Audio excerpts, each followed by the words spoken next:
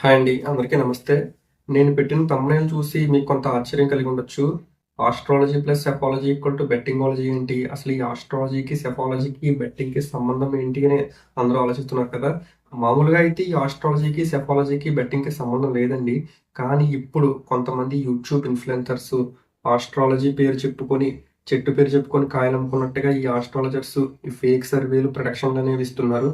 మామూలుగా నేను what is astrology? What is psephology? అనేది జస్ట్ ఒక చిన్న లైన్‌లో చెప్తాను. ఆస్ట్రాలజీ అంటే మన చేతి రేఖలు బట్టి, మన జన్మ నక్షత్రం బట్టి, మన జాతకంలో ఏమైనా దోషాలున్నాయా? ఏమైనా పరిహారాలు చేసుకోవాలా? అని చెప్పేది ఆస్ట్రాలజీ అండి. ఇది మన పూర్వీకులు మనకు అందించిన ఒక శాస్త్రం. ఇంకా సెఫాలజీ విషయానికొస్తే మార్కెట్‌లోకి ఒక కొత్త ప్రొడక్ట్ వచ్చినా, లేదా ఒక పొలిటికల్ పార్టీ గురించి కానీ, ప్రజలు ఏమనుకుంటున్నారు? ఆ ప్రజల నుండి సర్వే ఏ విధంగా తీసుకోవాలి? అసలు సర్వే తీసుకున్నప్పుడు ఆ శాంపుల్ సైజ్ ఎంత ఉండాలి? క్వెషన్స్ ఏం అడగాలి? ఇవన్నీ చెప్పే ఒక సైన్స్ సెఫాలజీ. కానీ ఇప్పుడు కొంతమంది ఏం చేస్తున్నారంటే, ఈ ఆస్ట్రాలజీని, సెఫాలజీని కలిపి మిక్సీలో ఏసి, ఫేక్ సర్వేలు, ఫేక్ ప్రొడిక్షన్‌లు ఇచ్చి, బెట్టింగ్ వాళ్ళకి హెల్ప్ చేస్తున్నారండి. అసలు ఈ విషయం అంతా ఇప్పుడు నేను ఎందుకు చెప్తున్నాను అంటే, నూజివీడులో ఒక సర్పంచ్ వాళ్ళ హస్బెండ్ వైసీపీ పార్టీ గెలుస్తుందని 30,00,00,000 పైగా బెట్టింగ్ కట్టి, ఇప్పుడు ఆ డబ్బులు కట్టలేక ఆత్మహత్య చేసుకొని చనిపోయారండి. ఇది నేను ఏదో ఒక పార్టీకి సపోర్ట్‌గానో, లేదా ఇంకొక పార్టీకి యాంటీగానో నేను మాట్లాడట్లేదు. మామూలుగా ఇది పార్టీలకు అతీతంగా బెట్టింగ్ అనేది ఒక క్రైము, ఒక గ్యాంబ్లింగ్. రీసెంట్ స్టాటిస్టిక్స్ ప్రకారం ఏజ్ గ్రూప్ 18-25 లోపు వాళ్ళు ఈ ఆన్‌లైన్ గ్యాంబ్లింగ్ అంటే ఆన్‌లైన్ రమ్మీ కానీ, ఆన్‌లైన్ క్యాసినో కానీ వీటికి ఎక్కువగా అట్రాక్ట్ అవుతున్నారు. ఇంకా ఏజ్ గ్రూప్ 25-35 వాళ్ళు క్రికెట్ బెట్టింగ్ వైపు ఎక్కువగా మొగ్గు చూపుతున్నారు. అంటే వీళ్ళు ఆన్‌లైన్ కాకుండా జస్ట్ ఒక బుకీ ఉంటారు. ఒక బుకీ ఏజెంట్ ద్వారా వీళ్ళు కొంత అమౌంట్ అనేది కట్టి వాళ్ళ ద్వారా ఈ బెట్టింగ్‌కి పాల్పడుతున్నారు. ఇంకా ఏజ్ గ్రూప్ 35 నుంచి ఈ 45-50 వాళ్ళు ఎక్కువగా ఈ పొలిటికల్ బెట్టింగ్స్ కడుతున్నారండి. ఎందుకంటే వీళ్ళకి ఎంతో కొంత పొలిటికల్ నాలెడ్జ్ అనేది ఉంటుంది.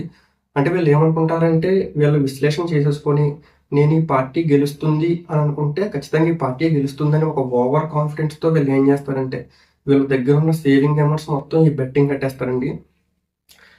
ఇంకా నాకు తెలిసిన ఒక రియల్ ఇన్సిడెంట్ చెప్తాను. మాది ఈస్ట్ గోదావరి మండపేట. అబ్బాయి ఫాదర్ ఒక union bank manager I think. అంటే వీళ్ళు ఏం చేశారంటే, ఒక ఫాదర్ వాళ్ళ అబ్బాయిని కిడ్నాప్ చేశారండి. అసలు ఒక చిన్న బాబుని కిడ్నాప్ చేసిన తర్వాత ఒక 2 రోజులు న్యూస్ మొత్తం హల్చల్ చేసింది. అసలు బాబుని ఎందుకు కిడ్నాప్ చేశారు? ఎందుకు కిడ్నాప్ చేశారని. ఆ తర్వాత బాబు దొరికేసాడు. అదంతా వేరే విషయం. కానీ ఆ తర్వాత వెలుగులోకి వచ్చిన విషయం ఏంటంటే, ఆ చిన్న బాబు వాళ్ళ నాన్నగారు బెట్టింగ్ కట్టారు. ఆ బెట్టింగ్ అమౌంట్ తీర్చలేకపోవడంతో ఉంటారు కదండీ బుకీస్. వాళ్ళ అబ్బాయిని కిడ్నాప్ చేసి బెదిరించారండి. అంటే ఇది బెట్టింగ్ అనేది ఎంతవరకు వెళ్ళిపోతుందంటే ఏజ్ గ్రూప్‌తో సంబంధం లేకుండా అందరూ కూడా ఇన్వాల్వ్ అవుతున్నారండి. ఈజీ మనీ కోసం వెంపర్లాడి ఈజీగా రోడ్డు మీద పడిపోతున్నారండి. వీళ్ళు అనుకుంటున్నారు ఈరోజు నాకు ఒక 10,000 వస్తాయి, ఒక రూ. 1,000 వస్తాయని. కానీ ఆ డబ్బులతో పాటు ఎంతోమంది కష్టాలు, కన్నీళ్లు, పాపం కూడా మూటగట్టుకుంటారండి. ఎందుకంటే మీ జోబీలోకి ఒక రూ. 1,000 వచ్చాయి అంటే అది వేరొకళ్ళ జోబీలో నుంచి అంటే వాళ్ళకొక ఫ్యామిలీ ఉంటుంది. వాళ్ళు కష్టపడతారు. కన్నీళ్లు, బాధ, ఏడుపులో నుంచి వచ్చిన రూ. 1,000 మీ దగ్గరకొచ్చేవి. కాబట్టి ఇదంతా కూడా ఒక పొలిటికల్‌గా కాకుండా ఈ బెట్టింగ్ అనేది చాలా అవాయిడ్ చేయండి.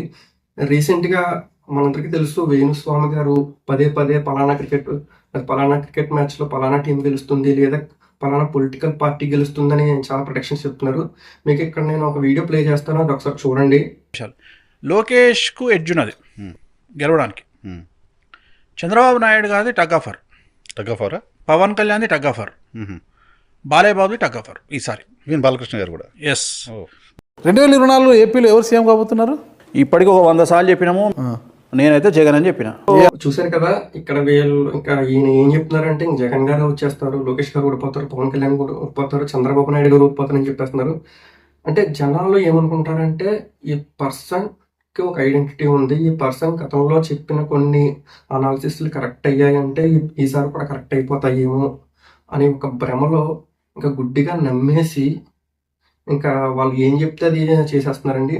ఇవనే కాదు కొన్ని బాగా గుర్తింపు పొందిన సర్వేలు సంస్థలు కూడా కొన్ని పొలిటికల్ పార్టీలకి బయాస్డ్‌గా ఉండిపోయి వాళ్ళకి అనుకూలంగా కొన్ని సర్వేలు ఇస్తున్నారు. వీటి వల్ల కూడా ఎంతోమంది అమాయక ప్రజలు ఏదో ఈజీగా మనీ వచ్చేస్తదనేసి నమ్మేసి వాళ్ళ దగ్గర ఉన్న సేవింగ్ అమౌంట్స్ మొత్తం ఈ బెట్టింగ్ రూపంలో కట్టేస్తున్నారు. సో ఒక్కసారి ఆలోచించండి. ఈ ఆస్ట్రాలజర్లు, ఈ ఫేక్ సర్వేలు ఇచ్చే వాళ్ళని దయచేసి నమ్మకండి. సెఫాలజీ అనేది సబ్జెక్ట్ ఉంది. కాకపోతే అది ఒక సైన్స్. దానికి పర్ఫెక్ట్ శాంపుల్ సైజ్ అని, పర్ఫెక్ట్ క్వశ్చన్స్ అనేసి, పర్ఫెక్ట్ రికగ్నైజ్డ్ సర్వేలువే. ఎంతో కొంత నమ్మండి. నమ్మినా సరే అది జస్ట్ మీ నాలెడ్జ్ పర్పస్ కోసం మాత్రమే. అంతేకాని మీరు గుడ్డిగా నమ్మేసి మీ దగ్గర ఉన్న డబ్బులు బెట్టింగ్లోకి పెట్టేమని కాదు. ఇంకా ఆస్ట్రాలజీ విషయానికి వస్తే కేవలం ఆస్ట్రాలజీని మీ యొక్క జాతకం చెప్పించుకోవడానికి లేదా ముహూర్తాలు పెట్టించుకోవడానికి ఇంతవరకే. అంతేకాని ఇది పలానా పార్టీ గెలుస్తుందా, పలానా టీం గెలుస్తుందా అని నమ్మేసి మీ దగ్గర ఉన్న డబ్బులు పోగొట్టుకోవడానికి కాదు. సో ఆస్ట్రాలజీ అనేది సపరేట్ సబ్జెక్ట్, సెఫాలజీ అనేది సపరేట్ సబ్జెక్ట్. ఈ రెండింటిని మిక్స్ చేసేసి ఒక బెట్టింగ్కి ఆపాదించేసి ఈ బెట్టింగ్ మాయలో మాత్రం పడద్దు. Be careful. Thank you.